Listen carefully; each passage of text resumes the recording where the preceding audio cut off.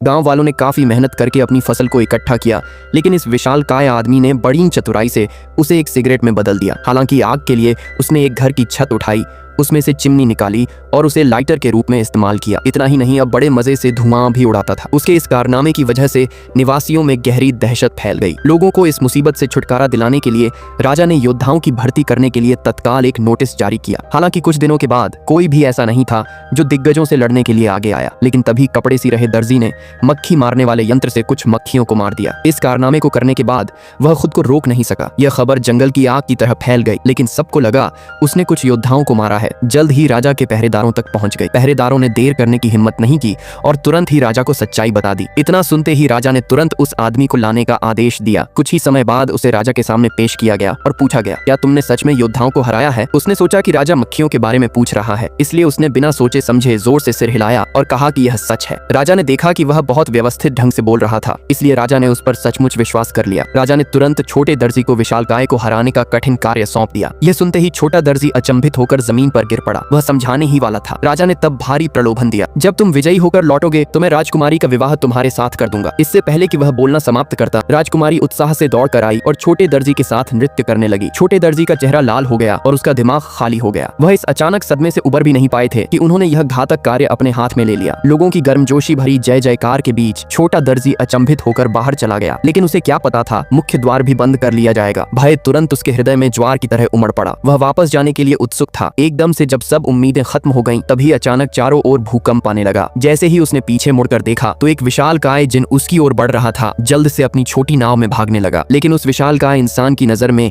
ये झील तो बस एक छोटा सा जलाशय था। आगे जाकर जिनको प्यास लगने लगी, पास ही मौजूद पानी का कुआं उठाया और पानी पीने लगा। छोटे आदमी को बिल्कुल नहीं पता था वह पानी के साथ उसके पेट में चला जाएगा, लेकिन खुशकिस्मत था जो रस्सी की सहायता से पेट से बाहर आ गया। लेकिन अब दानव को धूम्रपान की बहुत तलब लग रही थी, इसलिए उसने घास के ढेर की तरफ हाथ बढ़ाया तो अचानक उसे छोटे दर्जी का पता चल गया। लेकिन आदमी ने अब धैर्य से काम लेते हुए वो विशालकाय के हाथ की ओर चढ़ते हुए उसके सिर पर पहुंच गया और तुरंत रस्सी फेंककर सटीक तरीके से विशालकाय की नाक में लपेट दी। विशालकाय दर्द में चिल्लाया और जोर लगाकर छूटने की कोशिश की, लेकिन दोनों हाथ सिलने के कारण वो कुछ नहीं कर सका। इस मौके का फायदा उठाते हुए आदमी ने उसे अब पूरी तरह कपड़े की तरह सील दिया और विशालकाय का भारी शरीर धड़ाम से जमीन पर गिर पड़ा। विशालकाय आदमी को कैद करने की खुशी में पूरे गांव में मेले का आयोजन किया गया और राजा द्वारा दिए गए वचन के अनुसार राजकुमारी की शादी दर्जी से कर दी गई।